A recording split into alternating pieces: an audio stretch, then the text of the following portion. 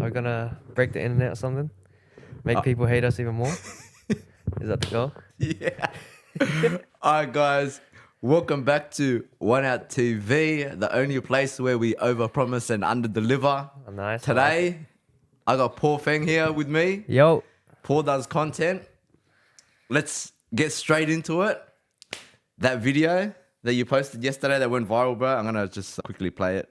Knockout was yesterday, and I just don't get the whole point of raves. If you're a girl, you get to be slutty. If you're not a girl, you get to look at slutty girls. 75% of you guys are on caps, like munting your brains off. The time I went, I saw some bizarre shit, like gloving, doing this stuff, and there's LEDs at the end of it. The people who are off their heads in front of it are like just going mental. If you're an ambitious young man and you're trying to make it, and you go to raves and you post your rave photos, something that you're proud of, I think you're a loser, bro. Why don't you post like your basketball championship medals with your team, or you working out at the gym? I don't get how rave culture is cool. I don't get muzzing. I don't get hacking. If you talk about dancing, it looks pretty fucking stupid. I don't know. I'm keen to hear what you guys have to say. What is so fun about raves? Just comment down below. Hi, Paul. Yo. First off, introduce yourself. What is your name? How old are you? What do you do? So my name's Paul Fang. I'm 19 years old. It's actually my birthday in 4 days, I think. Yeah, 4 days. Oh, you're about to hit your 20s. Bro, Okay. 20 to 0. That's big. Congratulations. Yeah, Paul Fang, 19. Put simply, what I do every day, every single day is social media marketing. So I have an agency right now. I started that about 90 days ago. And yeah, like I did a whole bunch of stuff to get to the point where I could start my own business. But yeah, right now I'm just helping a whole bunch of tradies. That's who I'm really targeting, and transforming their businesses into personalities. That's what I do. It's nice. I've seen a bit of that. I think my mate Chris works with you. Yes, sir. Yeah, He's a good bloke. Top bloke. All right, bro. So I'm just going to give you a heads up today. I'm going to play devil's advocate Good. for that content. Okay, Yeah. so I really want to challenge you on what you... Even though I actually agree with you on your stance on that video about raves, but I was also once a loser who was fucking getting off my head like about 10 years ago. So I also understand the other side. But also, I agree with you because of my goals and my ambitions now, and I can't afford to waste time. So I understand exactly where you're coming from. All right, so let's talk about that video. All right. Okay, so you said ambitious young men shouldn't attend raves like Knockout. But what about that argument that people... What about the argument that people need balance in the life? Don't ambitious people deserve to let loose occasionally? Yeah. Yeah. Once a year, 3 times a year, just like complete degeneracy, just do whatever. That's what you're saying, right? Look, I don't disagree that people should take breaks. Like I literally, Kevin, so he was one of your old clients, right? So I just filmed him yesterday, and dude, he was going 100 Ks a mile, fucking... Wait, when I say 100 Ks a mile, 100 Ks a minute. Like his head was about to spin off, and he was doing 5 million things at once. He's a business owner. And I was like, just yesterday, I said, now. yeah. And just yesterday, I was like, bro, like when you sort out your system, just take a break. You fucking need a break. Yeah. You don't need to take caps to Yeah. take a break. I guess the main thing about raves, because look, there's the music that people can appreciate. Yeah. Sure. There's the dancing, but look, that's my personal values. If you do ballet, I personally wouldn't do ballet, but you can do whatever you want. Yeah. But when it comes to the drug taking and that culture, that's where it's just not aligned with me at all. And if you want to have fun, bro, go outside, walk your dogs, go on a holiday, spend time with your girlfriend, spend time with people you love. Yep. Really recharge yourself if you want to take a break. Yep. But look, people do this for fun, and I know that people really enjoy it, and they meet like crazy people around the world. So look, that's their world, but it's not mine. Fair enough. Fair call. About 10 years ago, I would have gone to these things and I would have been like, look, if I saw that video 10 years ago, I would have been like, fuck you too. Okay. Honestly would have been. Okay. Okay. But where I am now, because I've given up partying, I've given up drinking, I've given up drugs. The last time I drank was because I was on holidays, because I was with my girlfriend and I wanted her to have a good time and not be alone. But before that, I wouldn't drink at birthdays. I wouldn't drink at a wedding. I wouldn't do nothing. And I gave it all up because I just didn't like feeling like shit the day after. And I felt like that was a waste of a day too. Yeah. Yeah, like I didn't want to waste 2 days as opposed to just wasting that night drinking. Yeah. So that's why I gave everything up. So I understand where you're coming from. You can't afford to waste time. I get it. All right. So some might say that networking and making connections can happen anywhere, even at raves. How do you respond to those who say they're using the events for more than just partying? To network? Okay. If you're saying like, oh, it's actually it's aligned with the business and what they do, maybe if you're a nightclub owner, Yeah. and maybe if you hold little boiler rooms and that kind of stuff, sure, go to raves. I don't think it's good for the world, but if you want to grow your business, I'll never touch anything like Botox clinics or nightclubs. I'll never try to promote and do marketing for them. Doesn't make sense to me, even if they got a whole bunch of money, right? Yep. But if you're like, a real estate agent or like a lawyer or whatever you are, and you're trying to network, get clients, get business partners, you just got to think about, okay, when it comes to networking, from my limited experience, I'm 19, but I've done some things with business, right? If you want to network, you go to where those people go. And if you're, I don't know, like, I can't think of a business off the top of my head, but if you want to meet high level people in that industry, Yep. like, you're really going to go to a rave with 70,000 people with the intention of meeting a business partner? Look, I'll be honest. I've been at raves for a long time, and the only networking I remember from when I was at raves was fucking other dealers hooking up with other dealers. And I'm going to tell you safely, 99% of the time, because you're both off your heads, bro, you're just both talking out of your ass and talking shit. Yeah. You were just exaggerating how much you could sell. And you were exaggerating how much you could buy too, but 99% of the time it didn't go through. Yeah. All right, you criticize women's attire at these events. How do you respond to those who feel like this is an attack on women's freedom to express themselves? Yeah, okay. So, yeah, this is where things get really twisted, and probably 90% of the people watching this won't understand it because you're probably watching, you're from Sydney. It's a different world, man. Like Australia, I've never been to America, never really been outside of Australia, but it's a different kind of world to what traditional living used to be like. And I said what I said like I was talking to a mate, right? Yep. So if I was talking to you, cameras were off, I'll say, oh, these girls just fucking sluts, just doing this and that. But I actually got a lot of love for people. I got a lot of love for anyone in my life, any of my clients that I work with. And dude, at the end of the day, wearing that stuff is not good for you. If you're a girl and you actually love yourself and you want to find the man that you want to have the family that you want, these, of course, traditional values. And if you want to pursue like something super professional in your career, I don't think that's a big percentage of women as a whole, generally.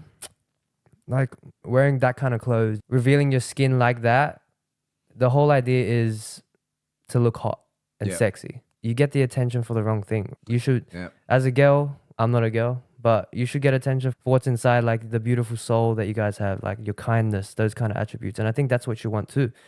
So yeah, I think you attract the wrong attention, and like it can lead to bad things. Some girls just have sex because they want the attention. And dude, I'm sure hookup culture, every girl after they have their one night stand, they're crying their eyes out and they're like, I thought this guy loved me. That shit's tough. And but look, I say what I said because of my personal values, and I like to talk shit too. So. Can I ask you? Yeah. Do you respect the Islamic culture? Because in the Islamic culture, it aligns with what you say about how women should cover up. Do you like does that intrigue you? Yeah, I think a lot of my values around that came from that. Originally, it was Andrew Tate, right? Yeah. Like, I was like tape pilled. There's red pilled and there's tape pilled. I was 17 years old, and when I first saw Andrew Tate, I hated his guts. Yeah. Because I was a little soy boy bitch. I hated him, and then I was like, fuck. And then I am where I am now because of him. It's a big reason. But yeah, a lot of the values I have was after having discussions. I tried Ramadan, I think it was last year or 2 years ago. Yep. I went to the masjid. I talked to a lot of the brothers there, and these are the super religious people, right? Yep. And yeah, covering up as a girl, like number one, as a man, if you got a wife or a girlfriend, you wouldn't want other guys looking at your girl, right? I think it's become this whole twisted thing where you not get off sexually, but you love the fact that your girl's hot and everyone knows she's hot. But I personally wouldn't want anyone looking at my girl. And two, for the girl, you don't attract any of those weird eyes, and people don't look at you just like a sex object, right? So yeah, I do respect the Islamic culture for that point of view. Yeah. 100%. It's like being territorial almost. Wouldn't you say that ambitious is about being disciplined in any environment, whether it's party or at work? So why avoid places like raves instead of building self-control? Why go to raves? What's the point of going to raves if you're ambitious? Like, Okay, so some people would argue they go for the music.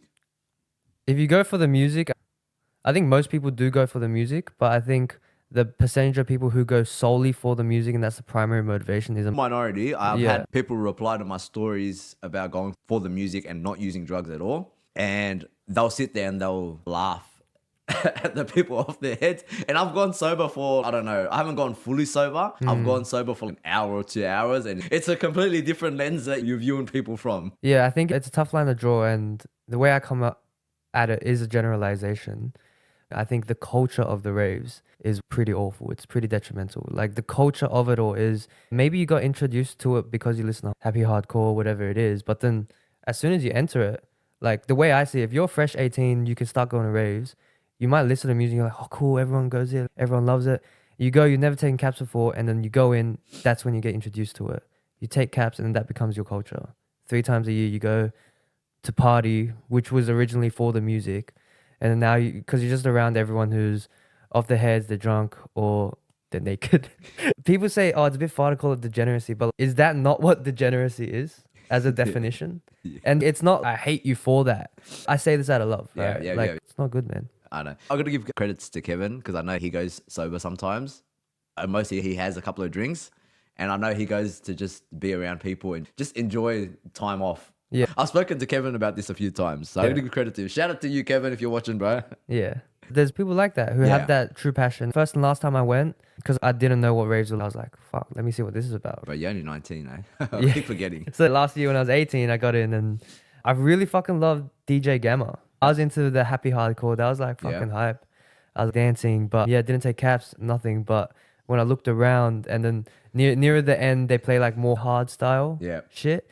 And everyone is fucking, dude, if I could replicate the faces they were making, yeah. And then the, like fucking one side of the jaw's up here, the other one's down. Yeah, like that. Literally like that. But Speaking from experience, guys. it gets hectic, man. And yeah, I guess naturally it didn't sit right with me. Okay. That's it. Look, it's a fair call, but you know why? Like, every time someone says an opinion or has a view of life and projects their opinion out and sometimes it offends other people, I always think of things from people are only speaking from the lens of their life, meaning like the experiences that they've experienced to build up that belief that they have for them to say whatever they say or for them to feel attacked. Do you know what I mean? So it's there's always a lens there. So if someone feels attacked by what you're saying, I always know that because of their life experiences and the habits and the trauma that they've gone through, for them to feel attacked, there's reasons behind it. I don't always understand that too. I didn't used to understand that. Yeah. But you playing devil's advocate is good because like people can have this discussion now. Yeah, but for me to play devil's advocate, I'd have to like, what I had to do was rewind my brain 10 years and like, I'd put myself in my shoes from 10 years ago. Yeah. All right. Let's actually, before we move on to the next topic, I'm going to read you out some of the questions or the comments that people were sending my way. All right. Okay. And I know that you have you gone through the comments yet? Yeah, I did last night. To Okay. prepare So you've myself. already gone through the comments. Okay. Great. I'm going to send you some other ones so you can not get a reaction, but so you can respond. Sorry. Okay.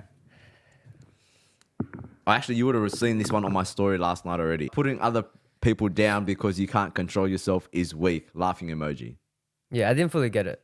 Okay. I didn't fully get it, but I'm assuming he's saying you should go for fun. Doesn't mean you have to take caps, something like that. Look, he just feels offended. Okay. But hear me out, yeah, guys. If you're watching this, if you look at his video and he clearly states in the video, if you are an ambitious young man, you can't afford to be wasting time getting off your head. And it's not even just getting off your head on that one night. It's the day after you're recovering. You're wasting not just one day, but you're wasting 2 days of your life. Some people will take 3, 4, 5 days to recover. Like, I went on a holiday for 3 weeks and I'm taking a whole week to recover. You can't afford to waste that time. So if you look at a time-wasting perspective, that he clearly states in his video, if you're an ambitious young man, you can't afford to be like getting off your head. So if you feel offended, it's probably because somewhere deep down, you have this ambitious mindset inside of you and you feel like you're getting attacked. It's a good point, bro. I think you nailed it. I didn't think that deeply, but I super agree with that. That's my stance on it. And anyone that is sending in hate or being offended, you need to realize that he's talking to specifically ambitious young men, because he says it in the video, if you're an ambitious young man. And I've seen all these fucking girls comment like, bro, he's not even talking to you. All right, this is actually a good question. I'm not going to tell you who asked and who said what, but this was a question. Ask him why he didn't decide to stick it out the final months of high school when he was so close. Yeah, that's a good point. There's two parts to it, right? So for those of you guys who don't know my story, which is most of you guys, I left high school literally 1 month before the first HSC exams rolled out. I went to Sydney Boys, so like average ATAR there is 90 plus. Yeah, it's pretty high, bro. Yeah. And why I didn't stick it out, two parts. One thing, it was the last year I was like posting more on TikTok, playing more volleyball. Yep. That was what I was doing. And then getting a lot of traction there. And then my grades were declining at the same time. Okay, yeah. So the last month, one part of it, which was I'd say would be in minority, is I was like, fuck it. If I do this exam, I'm only going to get like an 80 ATAR, only because that's compared to Sydney Boys, or 70, and I was like, fuck, what's the point of this? But the main part was like, okay, cool. I tried super hard or whatever with the HSC just to get an extension of high school, which is university. By the way, guys, the whole goal of university is for you to waste 4 years of your life, spend a bit of money, and lose your virginity. That is the whole point of university. I don't see anything else apart from the 5% of people who go there to get a professional degree, because you need that for if you want to be a lawyer or a doctor. Yep. But if you want to make money and, I want to have a 6-figure salary, why would you spend 4 years just doing a bunch of stupid shit? All right. So Tate was the reason why you didn't 100%, bro. Oh, fuck. Yeah. It's crazy how the world works, Fuck. right? No wonder they want to get rid of Tate out of the fucking high schools. Yeah, bro. That's a great answer. All right. This bloke said, tell him it's about loving the DJs and the music they produce. Just like him going to a Taylor Swift concert. Are they saying me going to a Taylor Swift? Yeah, I've never been to a Taylor Swift concert. I don't think I would go to a concert. I'm not that into music. Yeah. There's probably some alienation there. Yeah. But yeah, I can understand. I can agree that some artists can really change people's lives, like through tough times. That's why they have such a big following. Yep.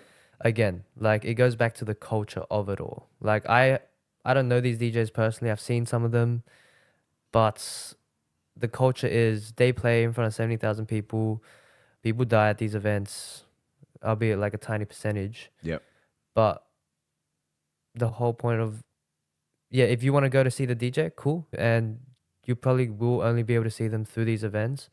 So I guess I can't really speak for you guys, but the majority of it is there's a culture, whether you want to see the DJ or not, of people taking drugs and just going off their heads. And it's not safe and it's not a long-term thing. And it's not the one-time drug use. Yep. I've smoked weed once to try it out. Yep. It's the addiction to it. Yeah. All right. This other bloke said, pussy ass nigga. Can I say the N-word? Fuck, I just said it anyway. I'm just reading out what someone said. Yeah, okay. Pussy ass nigga needs another mark on his eye. Oh, that's good, man. So this is a birthmark. So never got punched in the face, but yeah, feel free to if you want. See how that turns out. But I think it's pretty funny. Okay. This other person said, does he know where I can buy some caps? And then laughing emoji, joking, and then the eyes emoji looking to the side. I don't fucking know. Go to a rave, you can probably get some. Okay. This other person said, I have a lot to say, but I'm going to choose to stay silent. I can't level myself with that. Yeah, cool. Yep. Yeah. Someone else said, praise to God, I live a successful family life and I enjoy raves. Yeah, some people go there. Again, like, it's a tough one because people really do have a good experience when they go. Yep. But I don't think people understand the actual detriment of why they're having fun. If you have a whole bunch of sex, it might be fun. What would your wife and kids say? Yep. Fun is one thing, responsibility is another. And I would prioritize responsibility over fun. And that doesn't mean you can't have fun. And I would just urge everyone to seek fun and fulfillment. When it's all over and your 40s. Oh, not all over, but let's say you're 40 years old, right? And like taking caps takes more of a toll on your body now than it did 20 years ago. Would you still want to be going to these raves and having fun, or would you really want to leave the world with a really good print? Not 40, right? Yeah. When you're later, but yeah, like really nurture your kids, nurture what your impact on the world is, I guess, rather than have fun at raves. You can seek fun and fulfillment. Yeah. Good point, bro. Good point. Look, I think there's a huge percentage of guys that go to raves that completely agree with me. Yeah. I think they're not commenting because they're scared that their masculine girlfriends would dump them or something or have a fight. I think a huge majority of guys who actually go, who are bodybuilders, care about their body, because there's a big group of that. Yeah. They actually agree with me. Like Yeah. they want to fucking conquer the world. They want to make a lot of money and they want to have a positive impact in the world. Yeah. Maybe less of the last one because that's hard to figure out. But I think heaps of people agree with me. Someone else said, "Cause he's 100%. I'll stand 10 toes with him." Ha. It's my man. G. He's a G. All right, let's move on from the comments. Actually, you know what? But I want you to respond to some of the comments because I know you didn't respond to the TikTok comments. Okay.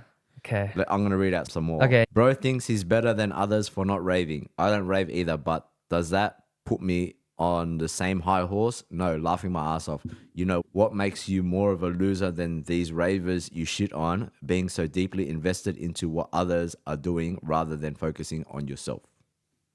Yeah. No, that's a good point. And I actually completely agree with him. I think my video actually did reflect that. I didn't make the video to go viral. I actually made the video because I wanted to show my own personal values. Yep. I think there's a bit of a turning point here, and you know, reverse card on this kid because you're the one commenting on my videos, and I actually never read your comments. So, but yes, the one point I did want to address on that is, I don't think I'm better than these guys. I actually feel sorry. So many of you guys can and have the potential to do so much. I know. For the world, bro. I know. For the world. It doesn't matter where you even fucking started. I was blessed enough to have a really good family home with a dad who actually nurtured how I perceived the world before I tackled it. That's why I think that's a lot of credit to him. That's why I am where I am. But so many of you guys, and I met so many of you guys who like have that fire inside of you. You're competitive. You are good at sports, or you really hit the gym and you're disciplined. Like, dude, you know how far that would take you? And to waste a percentage of that focusing on stuff like organizing who you're going to with the rave and like organizing how you're going to be a degenerate and take away from that, I think is a real shame. No one is forcing you to like raves or rave culture, but calling people losers and shaming women for it. You can have your own opinion, but what a crazy take. Yeah, it's a crazy take, but that's subjective. If I talk to a Muslim guy at the masjid, he would be like, yeah. Yeah, You know? that's true. That's So, true. yeah, He's got a point. It's subjective. And look, this is locker room talk. And I want to be as authentic as possible on social media. Yep. So yeah, really that video was my own personal values, and not everyone in the world is ever going to agree with everyone in the world. Okay. Let's To be hear it. honest, you sound like you're very insecure about yourself. A lot of these people go to these events to let go. Rave's been happening way before social media. I've never been into raves, but I've never judged. Or the comment continues. The people who attended these events, because as I see it, they are living their life freely. It's an aspect of life not many people understand. So I think you should come into these raves with an open mind and you might enjoy them. Yeah. Okay. So I did go to a rave. Yeah. That's actually where I formed most of my beliefs and values around it. Yeah, I saw it all. I didn't like it. Okay. Doesn't allow me. Am I insecure about it? Don't think so. Just don't think it's something that I would recommend anyone to do. Okay, what about this one? Pov, he didn't go for the music and is looking for some moral high ground to make himself feel better about being a casual. It ends there. Yeah. I don't know. I don't take these really personally. So I think these guys just don't understand where I'm coming from. Yeah, they really don't. One more. Wait, All right, let's keep going. Are you proud of having to criticize others to feel good about yourself? Do you feel proud of having to rely on validation from social media? Are you proud of providing generalized, ill-informed advice to people about social media.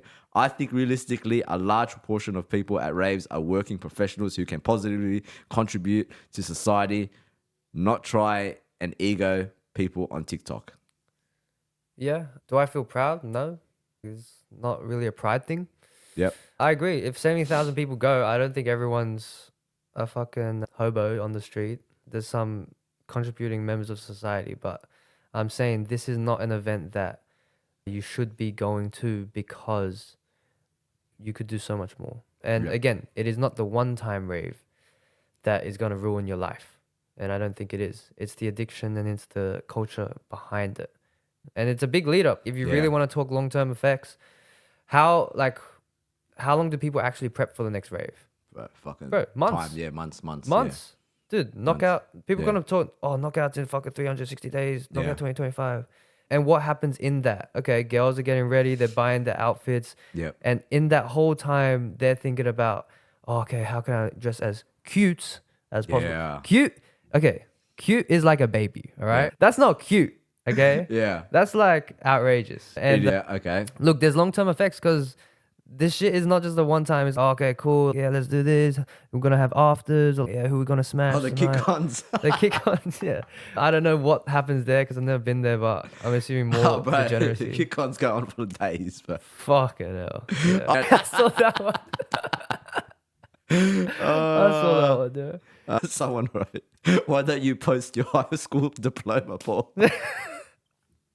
I saw that one too. All right, guys. So now we're coming to the end about the rave video. I'm going to speak on my opinion, especially on what you just last said Go for about it. devoting energy to it. Because about 10 years ago, I was on the other side of the spectrum, yeah? Every time a rave came around or a festival, and it happened 3 to 4 times a year. And I would devote the majority of my energy to it. But I could have been fucking out training. I was fat, but actually, I still went to the gym then. I still went to the gym, but I wasn't doing anything productive. So rave would come around and my time training in the gym was to look good for the rave, as most guys do because they want to look good on the day.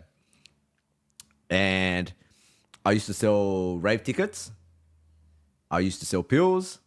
And I used to organize the bus to get to the rave. So a lot of my energy was fucking shit. And there was a period, DEF CON, where I organized 250-seater buses. Yeah, I know, it was for 100 people to go, but. And then when I look back and I'm like, bro, fuck, I wasted a lot of fucking energy that I could have genuinely diverted into something more positive. Because now that I fast forward, 10 years later, now that I'm 33, bro, none of that fucking means anything. And I look back and I'm like, bro, that didn't earn me anything like that I could be proud of right now. It's not like I regret the memories, but it's a very good lens to look back through and be like, bro, fucking, I got nothing out of it. And that's why I agree with you, because I'm like, fast forward 10 years into the future, I go, but I got nothing fucking out of it. And he's not lying about what he said. I devoted all that energy and I got nothing out of it. I fell into that culture and then I partied a lot and then I went down the wrong path and I fucking started selling more drugs and then I got sucked into that social culture and I was hanging around like just the party scene all the time and then eventually ended up in jail and fucking became a loser. From your personal experience, how did the raving scene specifically contribute to you going down the wrong path, or did it even? It did, because the way I saw it was I saw a gap in the market. Yeah, so people in that raving culture, but a majority of people are going to take drugs. I'm going to say everyone, but majority of people take drugs, yeah? Let's lowball it, 70% of people, okay? That's being fucking nice. Oh, really? I'm being nice here, but I'm going to say it's usually more. But let's just say 70% of people take drugs and 30% are sober. Because there was such a high percentage of people taking drugs, and then there was not that much, a lot of them needed pills, yeah? So rave time came around, and the people that I was selling rave tickets to, they also needed drugs. I'm like, I know someone, bro. I gotcha. So then, because I saw there was a gap in the market, supply and demand, I'm like, you know what? I'll just fucking supply these guys too, make more money. And then eventually that led me down the path of making money the easy way. So yeah, you get sucked into that culture, and then because it was easy money and I wanted easy money and I got a taste of it. I'm like, oh, I'm just going to make easy money now. And because you can only make money selling pills during seasonal times, so whenever the events were on, like for the rest of the year, like the first half of the year, you wouldn't be making any money. So then I wanted to sell other drugs to have that easy lifestyle. So that's how, yeah. That's it. Yeah. And it happened for you, like, bro. How many other people? Yeah, it could is happen for so many other people. And I know so many other people. Before at the beginning of my rave culture of going to festivals, so let's say between 18 and 20, yeah, majority of the time people are going to be broke, but they still want to go. But you don't have a full-time job. Most of the time, you're a full-time uni student. And being a uni student is expensive because you're trying to pay for the gym to go to the gym. You're trying to pay for your supplements week in, week out to be built for the festival. And you're spending your money traveling to and from uni and buying food each day, like without an income. So uni life is already expensive, or TAFE life, whatever. And you're young. And like when you devote the rest of your funds, where most people would fucking break bank just to go. Because, bro, those festival tickets aren't cheap too, bro. It's $200 now. No. Like 100 and something. So, yeah.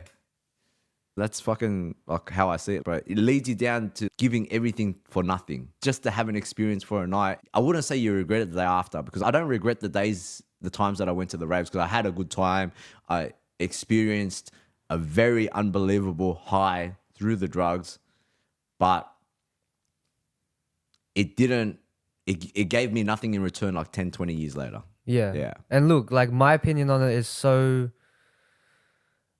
it's not as important or significant as it is yours, because I've only been to one rave, the Midnight Mafia 2024 or something. Yeah. Just to see what it was like. I haven't actually been in it. Like Andrew knows exactly what the experience is like. He knows more of the numbers.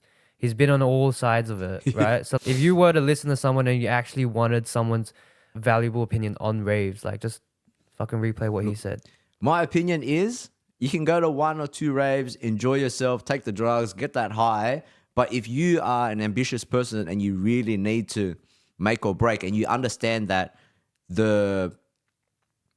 your ability to get rich, super rich, that time window is closing and it's getting smaller and smaller, and you can't afford to waste time because it's getting harder and harder. The sooner the banks fucking do CBDC, centralized fucking money, and it becomes all digital, you're all fucked. Everyone's fucked. Your ability to make money is fucked. The sooner the government have more control over everything, but you're all fucked. So you can't afford to waste time on getting rich.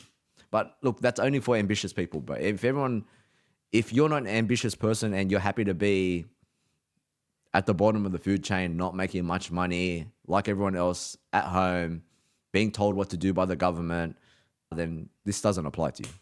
Yeah. Go to raves, enjoy yourself. Yeah. Get fucked. All right, but now we're moving on. We're finally moving on. All right. So a lot of you guys don't know, but Paul chose to be homeless for a certain period of his life. It was a small period, but I thought that was quite admirable. So when my client at the time, Kevin, told me about this guy who chose to be homeless, I thought, fuck, how do you choose to be homeless? You know what? That's like a hardship that you're choosing to experience on purpose. And I genuinely admired you for that. That's why I followed you. I was like, I got to see what this guy's doing, bro. You chose to experience homelessness to feel hardship. Some would call that unnecessary suffering. Why not use that energy to create success earlier instead of putting yourself through that? Yeah, okay. So I'm still playing devil's advocate. No, I get you. Yeah. I thought it was completely necessary. I actually would hate myself if I think back 2 years ago. I would hate myself every day that I stayed at my parents' house, living under their roof, eating their food and sleeping in their bed, because I knew that there were so many things in that environment, which is what I grew up in, the 17 years of my life at that time, that would just push me towards comfort. It would push me towards laziness and sloth, and just, the opposite of what I believed I was. Yeah. And what I believed I was, which wasn't who I was yet, was a fucking killer of a man, a beast, someone who was actually going to change the world. And me looking at myself just eating my fucking breakfast at 11 a.m. watching YouTube did not align with that. And I said, something's got to change. And so it was a split decision at nighttime. I was calling an acquaintance at the time. Yep. Yeah. I'm going to go homeless. I'm going to really fix myself. I'm going to really see what hardship is like. And she's over here like bawling her eyes out. She's like, why'd you have to do it? It's so unnecessary. And I'm like, no, it's really good. I'll never talk to you again because I need to move on from my past life. And then she was like, it was a whole head fuck. Yeah, for me, it was completely necessary because I knew that, like I said, it was just too comfortable at home. And I needed to know.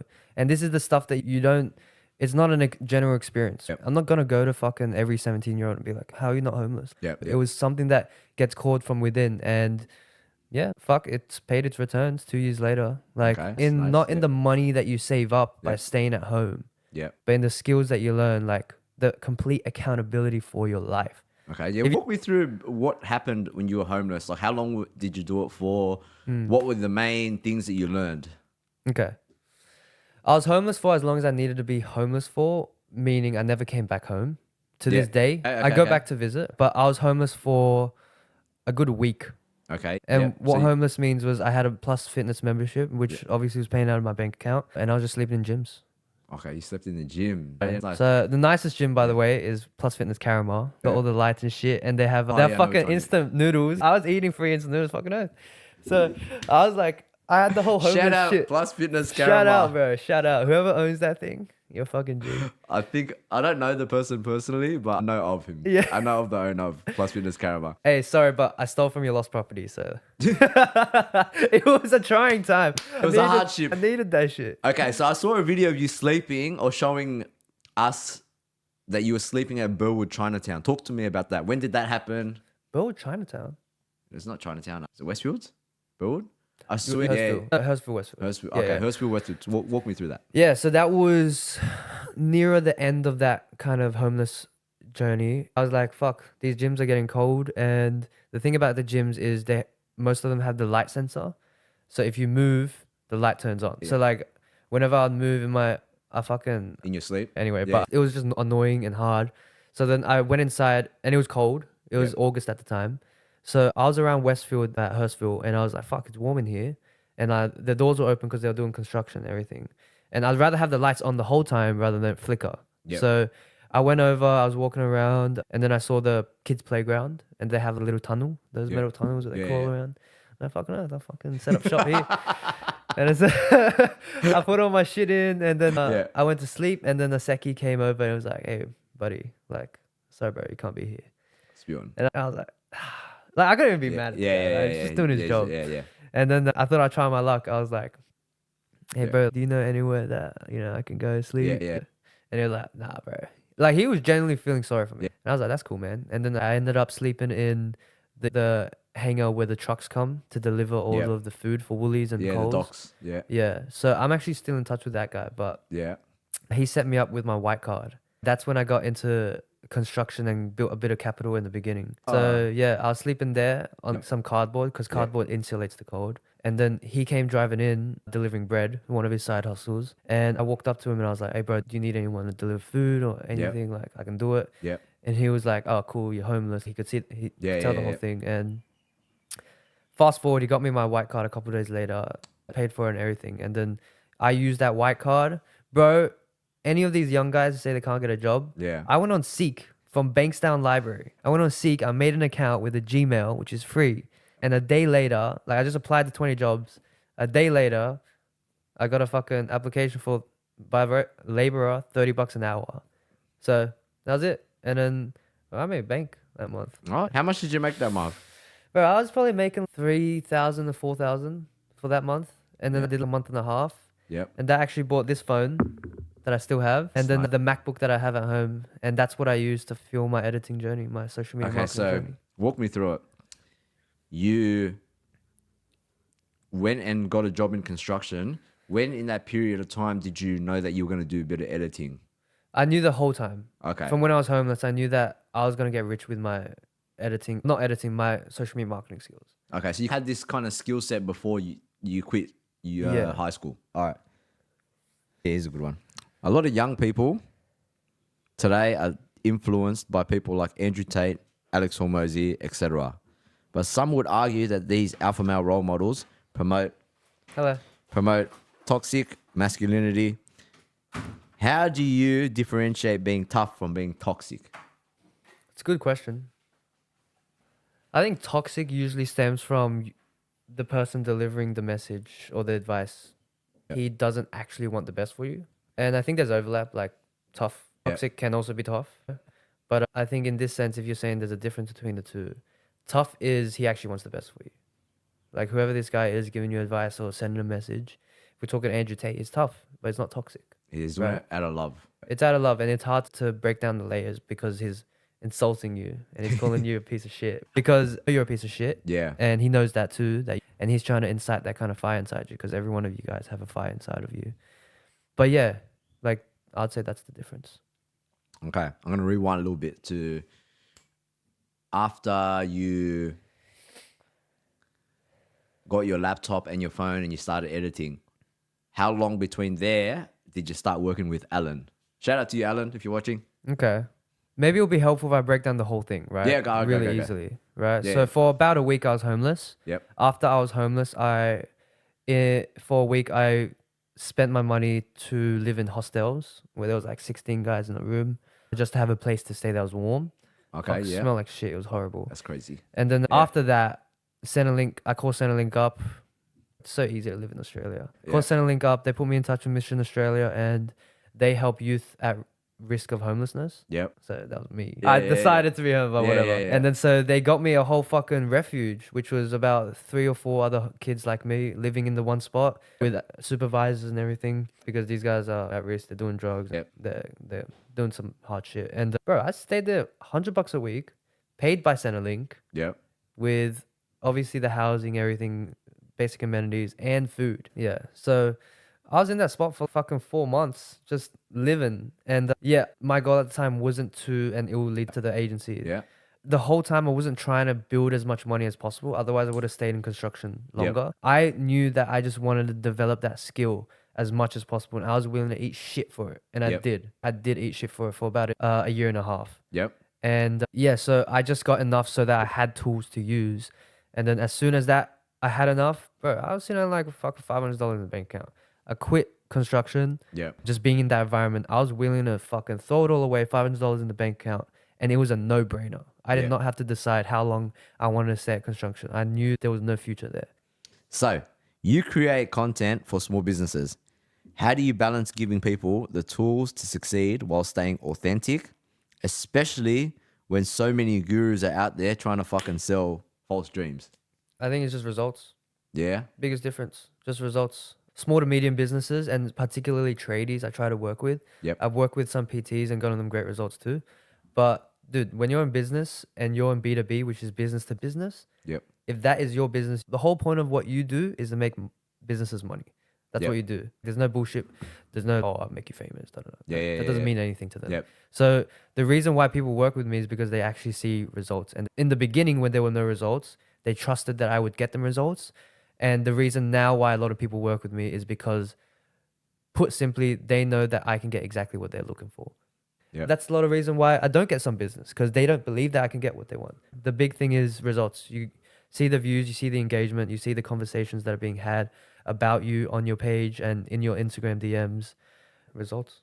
My editor, I need you to fucking put some of these results on screen as he's talking, please. All right. Nice, bro. So there's a fine line between being controversial to get attention and crossing ethical boundaries.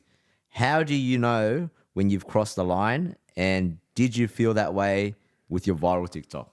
No, I didn't feel that way. I guess it's different for like your own personal page and working with your businesses because you don't want to put them in any negative mindset where they're getting negative comments. Yeah. So I know it's a little bit different, but have you ever thought about like when you're creating content for them, something controversial or not? Yeah. Yeah. And I would say I'll flip it a bit. And the goal is not to be controversial. The goal is actually, and this is why the business works so well, because what I do on my own personal page is what I do for tradies, right? Yeah. The goal is to actually express your personal values genuinely. And believe it or not, people disagree with you, right? Yep. And if you have a genuine opinion, there's gonna be a percentage of the population that disagrees with you. And that's what controversy kind of stems from. Right? Okay, yeah. So I get them to be as authentic as possible so that people can, number one, connect with them, right? The people that do, yep. The people that do and actually align with your values is the people you want to sell to, by the way. They will connect with you. And two, put your fucking opinion out there. Have some balls and then see what people say, because at the end of the day, it's just going to give you more engagement and more people to know who exactly you are. Authenticity. Like Andrew's page. He's a fucking great job at that. Thanks, bro. Yeah. I think he just has fun, honestly. I think sometimes he just gets in the car and Yeah, trying to fuck with people. Say some shit. Dude, same. It's easy. Talk shit and then I get views, easy. And it's half the time, it's just like, half these people are thinking it too. Yeah. All right, let's see. So you're building like a personal brand based on controversial opinions. It's honestly just your lens of life. Yeah. But do you ever worry that being too controversial could hurt your long-term success, especially with small business owners who might have more views of like where they want to be seen in a certain light, like a more positive, Right. not controversial? Yeah. I've considered it, Yeah. but I don't think it's at all detrimental, because whatever you put out is what you attract. And I'm not trying to help everyone, because that's impossible. If I really try to help every single business owner, I'm not going to help anyone, like anyone, Yep. properly. I know the type of business owner I want to work with. You either have a family or you want to have a family, and you're ambitious and you got people that you take care of and you want to make a whole bunch of money. This masculine, conquering kind of personality, that's who I want to work with. And the reason why I want to work with that is because that's who I am as well. I have the same personal values. And so if I just put that out there, this is who I am, this is Paul Fang, Yep. that's going to attract the people I actually want to work with, who will actually pay me what I deserve. Yeah. Whereas debater who's, hey, I don't know if I want to put this out there, or scared of scaring some people, or scared of annoying some people. Yeah. Like, how are you ever going to ask for the big bucks? That's true.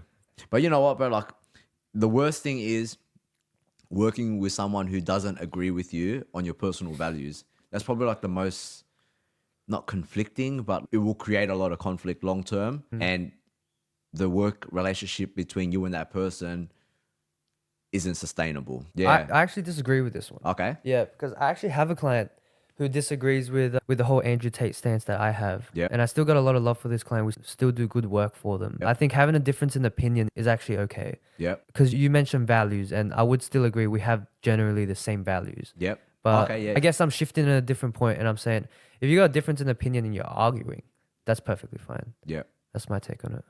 But I agree with you with the personal value stuff. Personal values, I think, is very important, because it's a lot easier to connect and give someone your full 100% and have no stones unturned if your values are the same. Like, you're not hiding anything. Yeah. Okay. Let's see. Is there a danger in only appearing to a very narrow, hyper masculine audience? Do you plan to scale your brand beyond that demographic, or do you think it's unnecessary? I haven't given it too much thought on what will happen after this, but Yep. I really do believe that the cards, like what's in the cards for me in the future, is very much going to revolve around men and these ambitious business owners and really helping these people. I really think that's all it's going to revolve around. And no, I'm not scared at all. I don't think I'm harming my future at all, because I can't sit here and say me being honest is bad. You know? So all I am doing is being honest and really showing my personal Well, face. authenticity is the highest form of vibration, even above love. So as long as you're still being authentic, bro, it's only going to get you further and further. Yeah. Nice, bro. All right, so let's talk about your motivations, yeah? Do you think your experiences of hardship, so like choosing to be homeless, dropping out of school, shaped your view on the way that you were, shaped your view of the world too rigidly? How do you stay open-minded in a world full of different paths to success? Can't say, man, because this is my personal experience. Yep. And whatever is happening right now, which I think has been the biggest blessing and has set me up so well for my future. I can't say there's stuff that I wish I could have done, or paths that other I'll paths that you never would have taken. understand. Yeah. Yeah. But personally, I think your path is like a really good one. Bro, I'm truly blessed for my path, and everyone's path is different. But I like the path that you're on, and bro, if my son could take your path, then I'd be happy. Thank you, bro. I'd be happy. Do you feel like it's your responsibility to push young men to be more ambitious and disciplined, even if it means calling out bad behaviors that are popular or socially accepted? I don't know if it's my responsibility yet. I think I'm still very much in the part of my life where I really have to build myself up. Yep. But I think if I'm ever given the privilege to help these people, I would take it with both hands and fucking run. Right now, I still got shit to figure out within my own self. I still got my own insecurities, my own traumas, all of the stuff that everyone has inside them, and me personally, I have inside me. I still have to really set that solid. And then from there, I believe it becomes me, and then take care of my family, and then take care of my really close circle of family, like Yeah. friends, but family. And then once that's solid, because if I can't help my family, how can I help the world? But once that's solid, I think I'll really start being able to help other people. Oh, that next generation, bro. I advise you to stay close and follow his content, because fucking he's going to be screaming at you the way I scream at you in 10 years. All right. How do you reconcile the ambition to grow your brand with the need to sometimes push back against mainstream culture? Have you ever been tempted to water down your message for more likes and followers? Likes and followers, no, because those are really vanity metrics. Yeah, if I get the next crackhead who goes to raves follow me, that doesn't mean much. Yeah. But yeah, I've never really cared too much about the likes and followers. Yep. I stopped caring about the likes and followers because I went through the whole let's get as many followers and views as I can. When I did my TikTok when I was in high school, that's all I care about. I just wanted to be known and famous.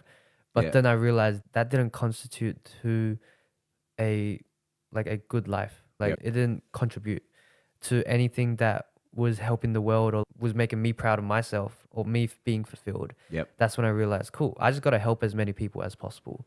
And I think that's going to get the most views and most followers anyway. It's the long game. It's the long-term game. Like chasing followers and likes is only short-term. It doesn't mean anything long-term. But if you chase, how you said, helping people, but in long-term, like as a product of that, you will get like the likes and the follows. Yeah. All right. Let's talk about your 100K in 120 days. Okay. Guys, just so you guys know, this guy set up a challenge for himself. 100K in 120 days. Okay, 4 months, okay? And when I seen this, I was like, fuck, this is a good challenge, bro. I'm watching this. Yeah. I'm watching this. I'm staying close to this. All right, so talk to me. How many days have you gone through? Where are you up to? Let the audience know. So I've gone to 89 days, which means I have 31 days left. Yep. And your microphone went limp. Limp dick. Dude, I will talk about it. I hate talking about it because it's not looking hot. Okay. But that being said, if you shoot for the stars, you land on the moon. So in the last 89 days, I made 31 grand. 89 days. Okay, 31 Yeah, grand. so 3 months, 30 so grand. 70K roughly left to go. Yeah. So I got 70 grand left to go, and I basically have 30 days, like 1 month. But yeah, like that being said, I still reached further than anything I ever expected. Mind you, before I started this challenge, I have never made over $5,000 a month. Before I started this challenge, I had one job and a couple side gigs the month before that got me to 5,000, which was my max. Before that, I was living on like $2,000 a month. But yeah, I set this challenge because I knew that it was possible. But then a whole bunch of shit, unexpected problems got in the way. These are not excuses. Right, But talk to me. What kind of problems? There's one I can't say, which I'll tell you after. Okay, yeah. But I'd say the biggest problem was capacity. So time editing? Time, filming, editing. Yeah, for you, it's like actually doing the programs and checking in. Like the delivery of your service. I didn't expect my capacity to be as low as I thought it was. And the reason being is because as business owners, you're always optimistic. You always say, oh, you know what? I can take 20 clients, but I think I can take 25. When you get to 25, no, I was right. I could only take 20. Yeah. My capacity was a lot lower than I thought. And what that meant was I couldn't actually get 100K in 120 days. So it's possible doing it by myself, but sustainably, I couldn't do that without a team. Yep. And so the whole fuck around that I didn't realize I had to do was hire a whole team. And when it comes to hiring, you have to train them and you have to set them up the best they can. Hiring a team is like a whole nother business because you need to sell them on that this is a great opportunity for them. You need to pay them well. You need to keep delivering on their end. Yep. And not just pay, but the culture, they need to feel fulfilled and feel like they're growing. Yep. And then every time something fucks up, that's on you. You got to work around that too. And so that has actually been harder than that month, this last month or 6 weeks has been the hardest 6 weeks of my fucking life. Fuck being homeless. This was harder than that. So managing a team and pretty much motivating them to get the work done on time, to do it a certain way, managing people's skills. Yeah. Are you hiring editors from overseas? Yeah. Okay. Is there a language barrier? No, there's not. Okay. Is there understanding of culture, the way the content should be edited? Yeah, because I trained them really well for that. Okay. Yeah, I'd say the biggest, not actual train the team. Yep. I always had a kind of a knack for people, get people really close together and like connected. It was the unexpected problems that came up. I didn't know how much time I needed to spend on that, on building a team and then on maintaining a team because a team doesn't leave. Every day there's a team. This morning I had to do an hour or 30 minutes of content review. And I didn't think that was a thing. So many unexpected things that take up time. and so that really ate into from like day 60 to day 90. But that's laying down the foundation for the future anyway. So now capacity is 40 grand a month. So now it's really a matter of selling people and selling people on the right price.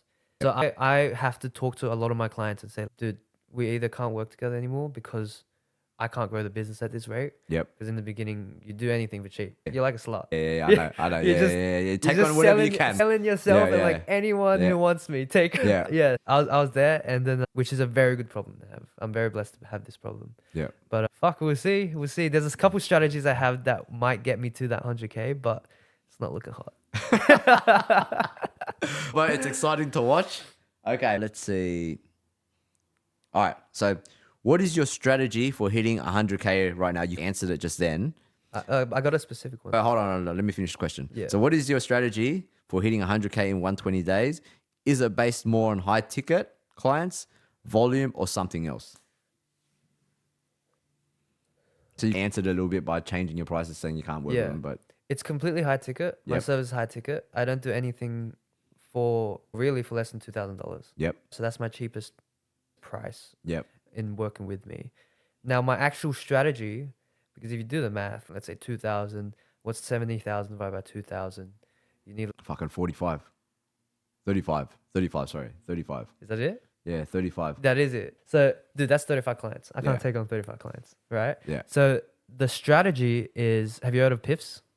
No. Paid in fulls. Okay. Yeah. So you probably have something where you pay 12 weeks in advance, you get a Yeah. bit of a discount. Yeah. So I'm calling up all my clients I already have arrangements with Yep. and saying, hey, do you want to pay the rest of the arranged service upfront and get $1,000, $2,000 off, 20% off, Yep. whatever it is? And that way I can stack a lot of cash just to hit the goal. Yep. And then I got to think about, is it worth it? Because if I get them the discount, Yep. look, at the end of the day, it bites you in the ass in the future. Yeah. 3 months down the line, that's when you're like, oh wait, I can't get more cash because I just stopped myself Yeah. 3 months ago. Unless you build that team in the meantime with all of that cash to increase capacity. And the reason why the last 6 weeks has been the most stressful 6 weeks of my life is because when I was homeless, it was fun. When I was homeless, I was going on live. I was talking shit. I was like talking shit. Yeah. I didn't know what I was talking about. I just loved the attention. People were watching me. That was my mindset when I was homeless. I still had that fire, but I was still a kid then. And then now it's no, you actually have things that you need to achieve by a certain time, i.e. the 100K and 120 days. Deadlines. And if you said that you can achieve and you don't achieve it, what the fuck are you? Yeah. Like, how can you say that? How can you, like, this is internal dialogue, trust yourself to do anything bigger than that if you can't even do this, right? And so that's like the fire inside that's really stressing me out. But it's your internal monologue. Yes. Yeah, I know. It's a full complexity that you have with yourself. You're like, bro, am I this fucking person that I said I was? And you do your own heading. Trust me, I know. Yeah. I know. But that's the growth. Yeah. Okay. So you already told me about your strategy. All right. How much planning did you put into this challenge before starting? And I know that you're figuring it out now, but like, how much planning did you put in before it? Not much. Yeah. The only planning was like how much money I want to make, which is 100K. And I was like, 120 days, that's like the end of the year. Yeah. So you figure it out along the way. Yeah, And now bro. you're figuring it out along the Dude, way. I really figured it out along the way. You know what, guys? This is advice for anyone that wants to make it one day. Just set the goal and figure it out along do the it, way. bro. You want to lose weight, you just set the goal and figure it out along the way. You don't need to sit there and read all the textbooks first. Just figure it out along the way. Yeah. All right. Do you have a backup plan if things don't go as expected, or is it all with no safety net? No, there's no backup plan. Yeah, there's no parents' house that I'm going back to. It's only up from here, really. It's my life now. Sweet. How do you stay motivated when you have such a high financial goal in a relatively short amount of time? I'm staying motivated because I know it's just what I have to do. Yep. There's not any tricks. There's definitely times where I'm demotivated. I don't want to do anything. There are definitely times like that shit doesn't disappear. But when it comes to that, I always know I'm not doing the right thing. You have all the answers in your life. You have all the answers in your life, in you, in your own brain and heart. Like, you don't need anyone to be like, oh, I don't know how to make money. It's like, yeah, you do. The first step is to get a mentor or something. Yeah, somebody. Ask somebody. So I think for me, I know that I need to hit this goal, or I know I need to grow. But growing is arbitrary. You need to grow within a certain amount of time, and you need to hit a certain amount of growth. Otherwise, you're always going to be around. So me setting that goal, I was like, I know I need to hit this. Otherwise, I'm a piece of shit. He said it, and you know what? That's the way you got to fucking... I know it doesn't work for everyone. This is more... For everyone that's watching, this is more of a guy thing. Guys fucking get off their ass when they get insulted. It's just a guy thing. Girls are... Yeah. Don't insult me. Positive talk. That's it. Girls, you got to nurture. Yeah. Girls, you got to nurture. Guys, you got to fucking insult. Yeah. Punch them in the face. You got to trigger. That's it. All right. What's been your biggest challenge so far in trying to hit 100K mark, and how have you dealt with it? Bob, you already said it. Yeah. Hiring All right. team. Let me skip past that. All right. How are you mentally preparing yourself for potential setbacks now that you've had a few setbacks, especially when taking big risks for this challenge? You just got to take it as it goes. Yeah. I think the biggest preparation is actually a mind frame that I have, which is no matter what it is, it's figure outable. No matter what the fuck comes my way. And you got to entertain the fucking scenarios, right? And I'm talking like, hey, what if my fucking, God forbid, parents die, Yeah. right? What if someone's super close to me, something really bad happens?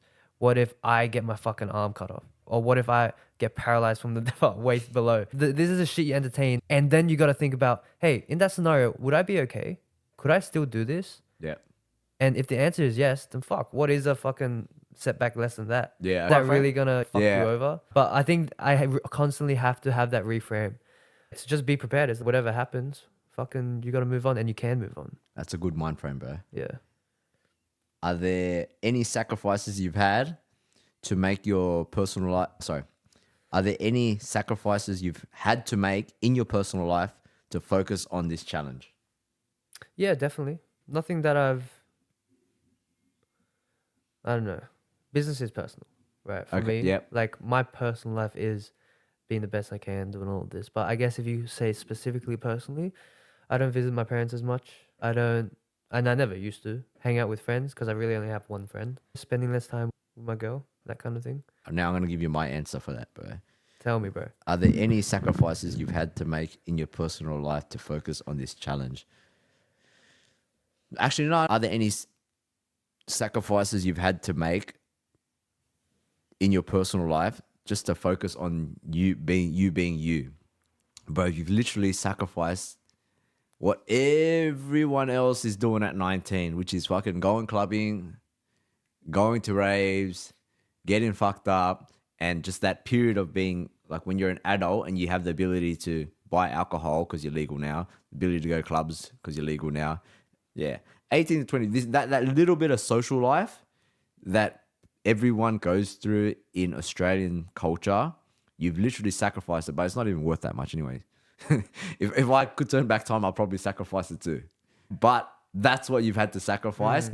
I know you don't get FOMO when you look at people's knockout stories or at the clubs, at the VIPs. I know you don't get FOMO because you understand that there's a particular life that you're trying to reach and you can't afford to be in these environments. So I understand that, but that's something that you've had to sacrifice. Do you feel like you're missing out on anything? Yeah. After I was homeless and the working, interning at that place, Yep. I think it got to a point where I would sometimes come across some people my age. I would not be able to have a conversation with them. Okay. We were just so different Yep. that I was like, hang on, we were both born in 2004, but I can't connect. And Yeah. I was like, is there something wrong with me? Yeah. And I had some connections who were more ambitious, but they still went to uni. And I was like, hey, can I come to a society, go to something like that? And I went there and I still really couldn't like close that bridge. I was like, something's missing. Yeah. So there was a point where I felt that and I tried to reconnect it but after it, I was like, I think it's just who I am. That's not a bad thing. And it's also not a better thing. Yeah. And it was like, that's when I made peace with it. Nah, it's good. Yeah. It's good that you made peace with it. I can safely say, bro, I'd rather be in your shoes where you are now than be in my shoes 10 years ago. I'm not saying like I regret any of it because it made me the person who I am. But if I could choose my son's life path, I'd rather them not go down my life path. I'd rather them go down yours. Yeah. Even though I'm like where you're at now, but 10 years later, biologically, I would still prefer my son to go down your path.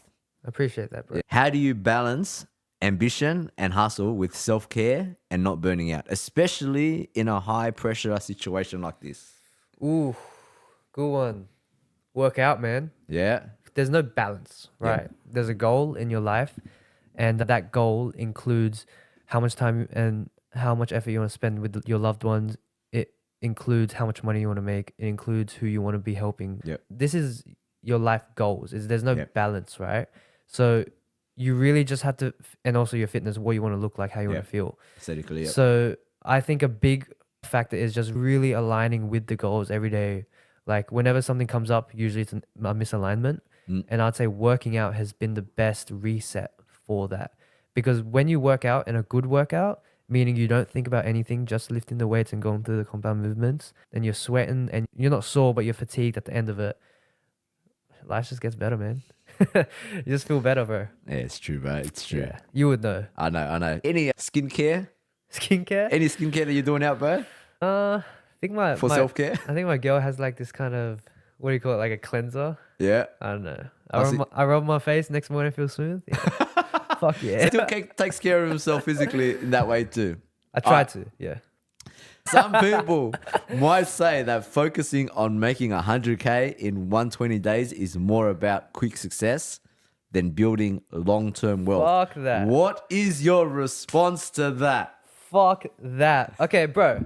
Listen, anyone who's ever said that, I guarantee you has not made 100K in 120 days. Yeah. Because if you think that's quick success, to go through 120 fucking days of focusing on one goal, which is to get a certain amount of money. Yep. Look, I can understand it because the goal is around money. It's purely for money. You think it's just money. Yep. But you don't understand. In order to get 100K and to achieve this goal, you have to be the person who's going to get 100K in 120 days. Yeah. And what that entails is you actually have to build your skills up as a person. You have to be someone who the right people want to spend their money on.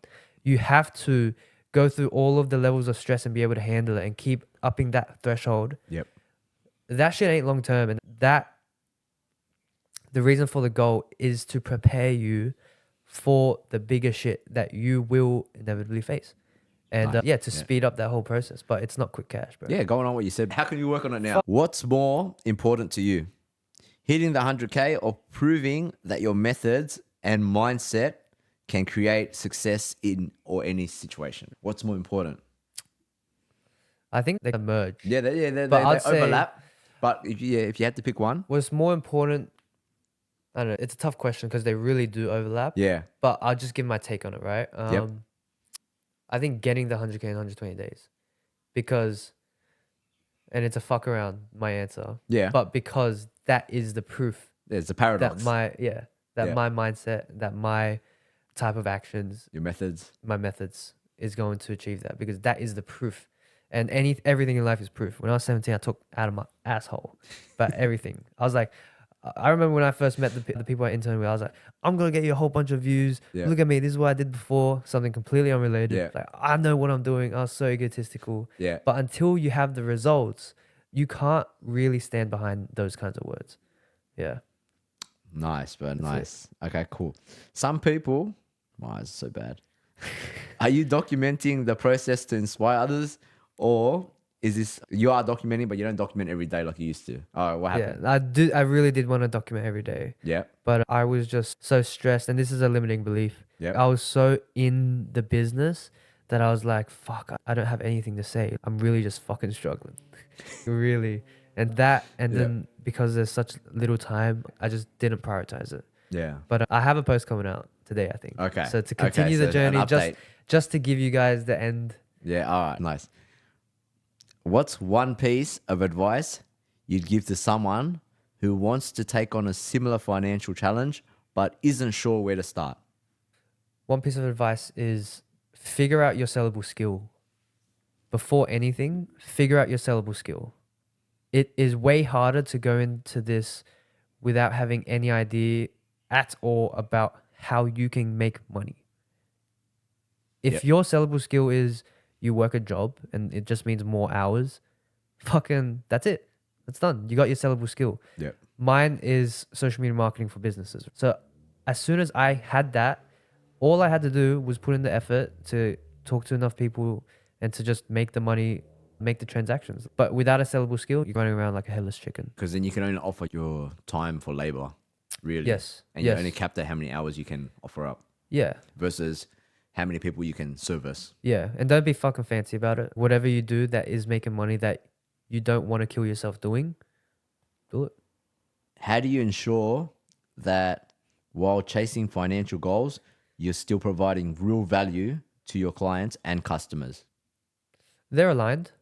Yeah. Them having me serve them and paying for my service is real value. Like I have 100% conviction on that. I never feel like I used to, but I never feel like I'm scamming anyone. Yep. I think I'm actually quite affordable even after raising my prices with the actual results I get these guys and how quickly I get them. How are you holding yourself accountable throughout this challenge? Do you have a mentor or someone checking in on you on your progress? I recently hired a business coach. Oh, nice. Yeah, 2 weeks ago. But it is giving me guidance. But Yeah. for the majority of the challenge, how I'm checking in on myself is just really being honest with myself. Nice. And yeah, just really looking at myself and saying, hey, are you on the right path? Are you doing the right things? Are you pissing about? Are you slowing down? Like constant conversations with myself. Reflecting. Yeah. 100%. Okay, good. Hey, so far so good. Not bad, huh? Yeah. All right, guys. And we are back. Check. Yo, All right. you want to use this soundboard? Get funky with it? Alright, I'm gonna do the... Oh, is this in frame? Do you Yeah, you're in do you frame. need- Okay. You're in frame. Alright, let's do this. All right. What was the last question I asked you? Do you have a mentor? Okay, yeah. I wanted to add on to that question. Who is your mentor, bro, if you don't mind me asking? 100%. So this mentor I used to work for him for 3 months. This was right after I left the agency. His name's Chris Morrison. He's a fucking gun. So put simply, he helps marketing agencies fucking blow up their business with their offer, helps them make their sales predictable, put very simply. Like he has a whole process and he works with, dude, like the people he works with and knows in America, like these are all the people that you see on Instagram. So he's got Big network, but most importantly, he's a fucking good person. at the end of your 120 days, regardless of whether you hit 100K or not, what will success look like for you? Success would be constantly growing the business. Where right now it's at 10K a month. Yep. Constantly growing it and retaining good profits on it to 40 months. Sorry, 40 grand in ideally 3 months. Yep. But yes, a lot of my success right now is around the business, like growing that shit, and then yeah, providing for all the people I love. Is there Bomba clap. is there a particular milestone you're aiming to hit in the first few weeks to ensure you're on track? For Or was there a particular milestone that you were aiming for in the first few weeks to ensure that you were on track? not really in the first few weeks, but I had a goal for August, September, and October. So the goal finishes on November 12th. So I don't know when you watch this, but that's Yep. 30 days from now. Yep. And for August, I wanted to make 20K. For September, I wanted to make 30K, which I ended up making almost nothing. Yep. Because you had to do that period for training the team. Yeah. And then for October, I wanted to make 40K, 40, 30, 20. Yep. And then build out another 10K in November, like until Ah. November 12th. So that was the goal. Yep. But right now we're on 30K and it's middle of October. So. Behind schedule, but still moving forward. Fuck, this is fun. Next. I know you work with tradies, yeah? But a lot of my audience is not tradies. They're either fitness guys or other coaches. What advice could you offer to other coaches or myself or other PTs who want to grow their business? Okay. This is fucking great. I wanted to talk to you about this too. So I work with 2 PTs right now. So primarily it's tradies, right? Reason why is because they always make a lot of cash. Yeah. And because their offers are so big, high ticket, if I can help them, I can just make them more money. That was the whole goal. But with the PTs I've worked with, I actually, not going to say better results, but with my method, they can actually make way more tangible results. Yep. Because the way PTs sell is the same way I sell.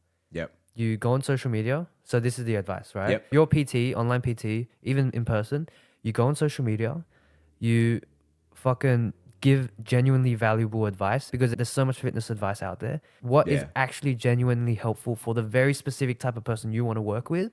Because you got to really figure out who that type of person is and speak to their soul with Yep. your content.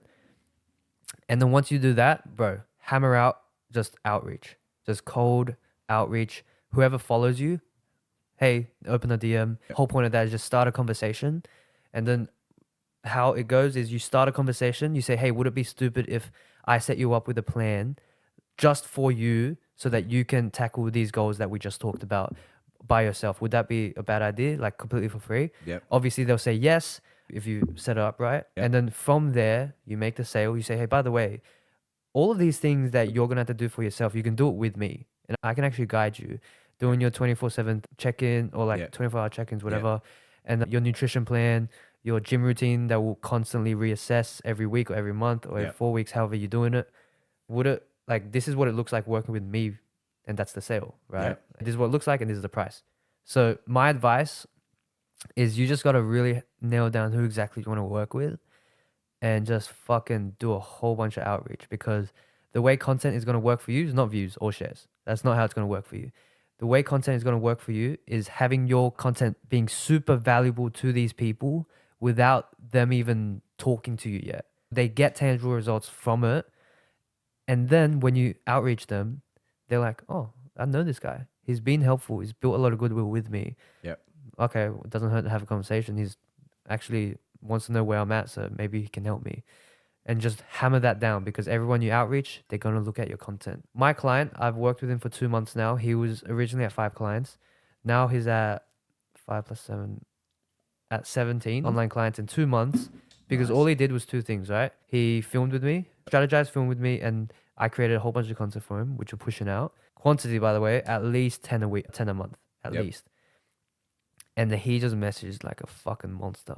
Like he was just Outreach, sending DMs to his barber's followers. Yeah. He was looking for 20 to 30-year-old young men. Yeah. Everyone who looked like that, Yeah. who had a fucking heartbeat, he was just messaging.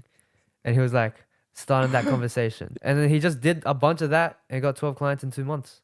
Like, it's fucking unbelievable. So if you're a PT, that is the fucking pathway to go down. It's very simple. Don't overcomplicate it. Just get the camera in front of your face and post. What's your advice for people who are scared of outreaching? So this is the facade, or this is the illusion that a lot of PTs, people on the outside looking in, they have this illusion that PTs just get inquiries all the time. And sometimes it's true, sometimes it's not.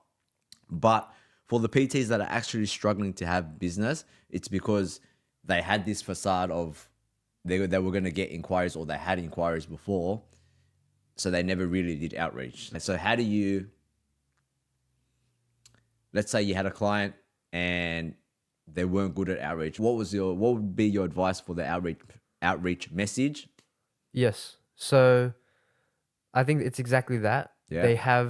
They're scared because they don't know what it looks like. Yep. So all you need to figure out is what exactly does it look like. And if we want to go specific, it's going to look like this. Okay. You have an outreach message, and all that is an initial conversation starter, which is saying, hey, first name, dude, been seeing your progress pics or fitness pics, whatever relating to fitness. Yep. Been seeing them for a while now. Thought I might reach out and have a chat. Like you can optimize this, but it really can just be like that. You just copy and paste that everywhere. That is outreach, right? Congratulations. You've already done the first step. Yep. It's not as difficult as it sounds. Yep. Now, a lot of the fears might be, they might think I'm, being pushy, like it might be too random. It will be for a lot of people. But if you want to make money and you want to have conversations that lead to money, you got to start the conversation first. Okay. And this is where it is. All right. That's good advice for other PTs in different boats, I'd say. All right, let's personalize it to me now, okay? Okay. I don't follow many people back. I try to have a ratio, only because the last coaching course that I went through, they were like to me, just bring down your followers list down to like under 1,000. Okay, but just hear me out, okay? They were just like, the ratio just looks like more appealing to the people outside looking in. Anyways. They're wrong, by the way, but keep going. Yeah. So I don't really follow people, but also because I don't want to be stuck scrolling fucking all the time. But I know that you should be engaging into other people because it helps create rapport. When someone follows me, the first thing that I do is send them like an outreaching message, like a cold reach, where I say, hey, blah, blah, blah. Thanks for the follow. If you got any, like, how's your fitness journey going on? If you got any questions, please ask me. I'm happy to help. That's my standard outreach message all the time. What would you add upon that? I would add, instead of just saying, hey, I'm always here, feel free to reach out, I would add something, because that's not a conversation starter. That's more like a pop-up message. You need to add a question. And the question is always going to be about, hey, was wondering, what's your journey looking like right now? Are you working out? Something like that. Add a question so that there is a prompt to response. And if there's none, like, you're not going to get conversation started unless they're really really keen. And that's ideal. That's great. But it would never hurt. Add a question on that. Because all you really want to figure out is, does this guy want to lift, or this girl, and get better and feel better about herself? Because that's everything that you help with. And then if that's the case, are they willing to spend money on it? And that's all done in the sales. What about if we have a PT, let's say my other friends who are just face-to-face PTs, not really good with the online space, but they want to make the jump to the online space. How do you, but they're like unsure of how to convert a face-to-face to online. How would you reshape their business? He was like, why do PTs do online? Because I feel like the majority of their value is actually guiding them through the session. And I have a PT, so I know that's super valuable. Yep. But what you got to ask yourself as a PT is, does my online service genuinely help someone? And I think a lot of you guys are too hard on yourself and think it doesn't. Yep. As long as it genuinely helps someone, then fuck. You save time. You save time with them having to figure out what they need to cook, what they need to eat. That's your nutrition plan. Yep. You save them time figuring out what kind of workouts to do because you've written out a personalized and, by the way, more experienced plan for them at their position to execute on for the next 4 months, right? Yep. So you save them time through that and a lot of clarity. And sometimes even skills. Some people don't even know they need to do squats, right? Yeah. Like, you've saved them all of that with your expertise. Once you have something that is genuinely valuable for your target audience, that's when you just need to settle on, cool, I can sell this. You don't need to optimize it anymore. Yeah. That's it. And all your PT clients are your warmest clients. Tell them, hey, by the way, I'm making this shift. If you want it, you have to just show them the value, really. Yeah. And then for the people who aren't your clients already, all you have to do is keep communicating that value in your content, put very simply. That's what you have to do. So I showed you the video the other day of Old Mate and Sky Wheatley. And then this is what I did. I went through my Instagram, I went through my Facebook, I went through TikTok, I went through X, Twitter, Threads, looking for someone that I could cold reach or someone that I knew. First, I looked for someone that I knew. And then I looked for someone that I could cold reach, and I couldn't really find anyone. So it also had to be within the area because I didn't want to travel far. Because I wanted to be convenient. What is your opinion on that? So just for you guys at home, I'll get my editor to play the video, but it's basically using a model influencer, offering them a free service, and then because they have such a wide audience, they're able to reach a lot of people and then therefore get you leads. Influencer marketing completely works. Yeah. Now, I think to get more specific about it, you don't just need a hot chick with a lot of followers. Yep. You need depends who you want to work with. Yep. Chick or a dude, whatever. But you need someone who's in your target audience, who has a following, but a following that is quite loyal. So they're there for that person, not for the ass or their tit, but they're there for the person. And yeah, what you're suggesting is you do influencer marketing where you bring that influencer in, you give them a taste of your service, or maybe you just give them the whole service for free, or even pay them, right? Yeah. That's a thing, for the opportunity to get your service in front of their audience. And it completely works. Yeah, I reckon it works. Okay. And Jamie, is it Jamie Zhu? Oh yeah. I think he worked with Matt Lee, but they were actually I think they were actually working together. Yeah. And I think that was like another influencer, not comparison, what's the word? Partnership. Yeah. And then I was just scrolling my list and I was like, okay, so maybe I should look for a male influencer. So if I ask Sydney Food Boy to work with him, Oh yeah. what do you reckon? Do you reckon that's a good partnership or nah? I think it's a great one, bro. Okay. Because look, people watch him for the food, Yeah. but he's probably split between 50-50 girls and guys Yeah. on his audience. But I play basketball with a dude. Oh yeah. So with his personality, I think it's a good fit. Because a lot of people who eat food Yeah. don't just want to be fat. So that's where you come in. Yeah. And Yeah. bro, you got a unique, here's how I'll do it, right? You Yeah. really got to shift the content to speak to that type of person. Yes. And you got a unique spot where you fucking love eating ice cream, but you want to eat, you don't want the calories with it, right? Yeah. So you put that shit out there. I would recommend it. So I did approach him recently. So when we had the Confit Gym open still, we went down the path of influencer marketing to get more members in. So we were about to do a transformation for Andrew Hamilton, the comedian. He's on like 300K followers or something. And we're in the process of it. And at that time, I approached Sydney Food Boy too, for influencer marketing to do a transformation on him. But he declined Yeah. because he was like, I don't know if I can commit. Okay. Yeah. And we offered it to him for free to train at the gym for free. We train him, etc. You just got to sell. Yeah, okay. Sell the value. So sometimes they're not the right fit. Because if I was Sydney Food Boy, Yeah. I'd be like, fuck, I'm eating all this food. I don't want to be a fat ass. Yeah. And I know, not personally, but I play Yeah. basketball with him. He's fucking loves sport. He's competitive. Yeah. So I would argue that if you sold it in a way that's, oh, dude, it's actually not that much time. Yeah. All you got to do, and because if you do it right, Yeah. you only have to work out 3-4 times a week, and you just got to meal prep, which can be a whole time saver. Yeah. So you really got to speak to that certain type of person to show that value. And then if he says no, fuck, that's all right. That's it. Next one. Yeah. Do you have anyone else that you recommend that I should fucking look up? From the top of your head. Off the top of my head, now. But I'm going to, after this, I'll look through a couple of people I know. Yeah, I'm thinking about like just sacking Facebook. Business bubble. Business what? Possibly. Business bubble. He's already in good shape, but he's recently become a dad. And bro, he's got the following for it. I don't know him, but I'll suss him out. Yeah. I play basketball with him too. Okay, sounds good, bro. Sounds good. All right, bro. I was gonna ask you the Alan Fu questions at the end, but it just felt like it was better to connect it at that time when like the timeline and all that. Thank you, bro. It was actually a really cracker podcast, one of my better ones. I overpromised, but I delivered, guys.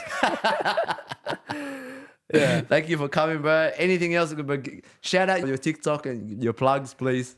Yeah, bro. If you're a tradie or even if you're a PT, because you follow Andrew, Small businesses. if you're trying to grow your business, social media is the way to go. I have a fuckload of tips on my Instagram, so just follow my Instagram. And if you ever want any tips, I'm offering free social media audits as well. So just hit me up in the DMs and we'll fucking make you a whole bunch of money.